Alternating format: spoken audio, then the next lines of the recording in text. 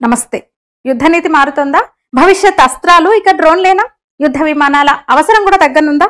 రఫేల్లు గిఫెల్లు అక్కర్లేదా? ఇక డ్రోన్లే యుద్ధం చేస్తాయా ఇక ముందు? అరే, ఉక్రెయిన్ మొదలుపెట్టింది మొన్న రష్యా 4 వైమానిక స్థావరాలపై దాడి చేసింది, ధ్వంసం చేసింది డ్రోన్లతో. దానికి ఆపరేషన్ స్పైడర్ వెబ్ గా పేరు పెట్టింది.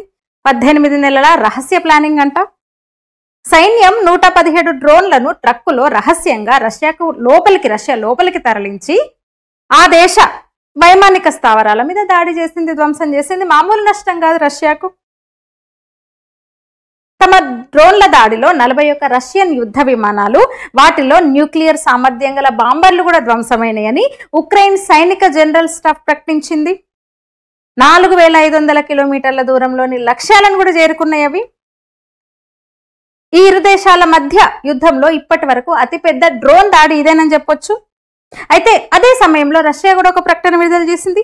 24 గంటల్లో 316 ఉక్రెయిన్ డ్రోన్లను తాము అడ్డుకున్నామని రక్షణ శాఖ తెలిపింది.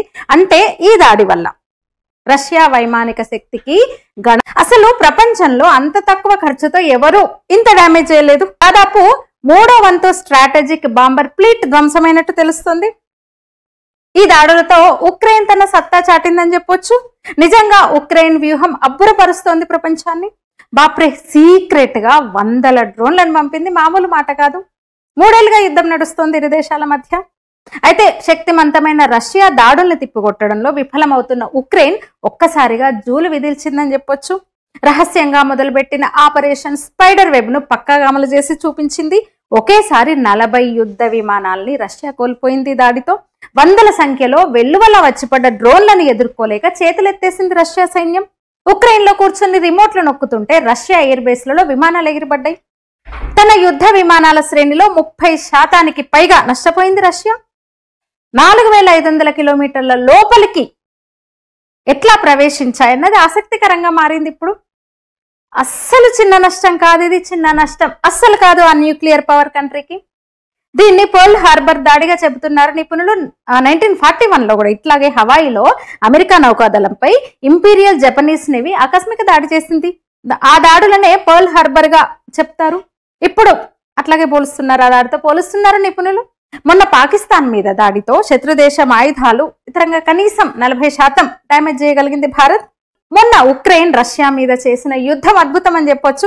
అతిపెద్ద న్యూక్లియర్ పవర్ రష్యా అయితేనే తక్కువ ఖర్చుతో తెలివిగా రష్యాను చావు దెబ్బ కొట్టింది ఉక్రెయిన్ అన్నట్టు. భారతదేశం కూడా మొన్నటి దాడిలో, పాకిస్తాన్ మీద దాడిలో డ్రోన్లను సమర్థవంతంగా వాడిందని చెప్పొచ్చు. ఆపరేషన్ సింధూర్లో ఇజ్రాయెల్ కు చెందిన హ్యారోప్, అలాగే పోలాండ్ కు చెందిన వార్మేట్, అలాగే దేశీయంగా తయారు చేసిన డ్రోన్లను కూడా పాకిస్తాన్లోని సైనిక ఇతర ఉగ్రవాద స్థావరాలపై దాడుల కోసం ఈ డ్రోన్లను వినియోగించింది. లాహోర్, చెక్లాల, సియాల్కోట్, భోలారి ఇలా చాలా చోట్ల రాడార్ వ్యవస్థలు, కమాండ్ సెంటర్లు, ఆయుధ డిపోలను లక్ష్యంగా చేసుకుని మన డ్రోన్లు, డమ్మీ డ్రోన్లను కూడా యుద్ధ విమానాలుగా ఉపయోగించి పాకిస్తాన్ కు చైనా ఇచ్చిన ఎయిర్ డిఫెన్స్ సిస్టమ్స్ ను గందరగోళంలోకి నెట్టింది.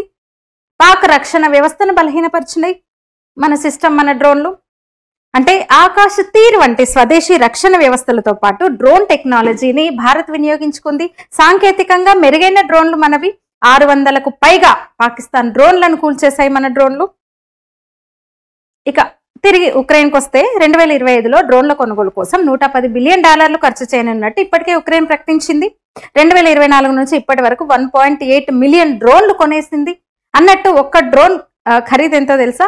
FPV డ్రోన్ ధర 20,000 నుంచి ₹1,00,000 వరకు ఉంటుంది అంతే. అలాగే సాధారణ వాణిజ్య డ్రోన్లను కూడా సైనిక అవసరాల కోసం వినియోగిస్తున్నారు. ఇంతకుముందు యుద్ధం అంటే అటు నుంచి ఎంత సైన్యం చనిపోయింది, ఇటు నుంచి ఎంతమంది చనిపోయినారు, ఎన్ని వేల మంది చనిపోయారు, ఎన్ని లక్షల మంది చనిపోయారు అని చెప్పుకునేది అయితే బహుశా ఇక అది ఉండకపోవచ్చు. యుద్ధ విమానాల అవసరం కూడా తగ్గనుంది. రఫేల్లు గిఫెల్లు అక్కర్లేదనిపిస్తుంది. డ్రోన్లే యుద్ధం చేస్తున్నాయి. మరి ఆర్మీ సంఖ్య కూడా తగ్గొచ్చు. యుద్ధ నీతి మారుతోంది. భవిష్యత్ అస్త్రాలు, శస్త్రాలు డ్రోన్లే అవుతాయా అనిపిస్తోంది. మీరేమంటారు? కామెంట్ చేయండి. ఛానల్ సబ్స్క్రైబ్ చేసి, లైక్ చేసి ఈ వీడియోను షేర్ చేయండి. ధన్యవాదాలు.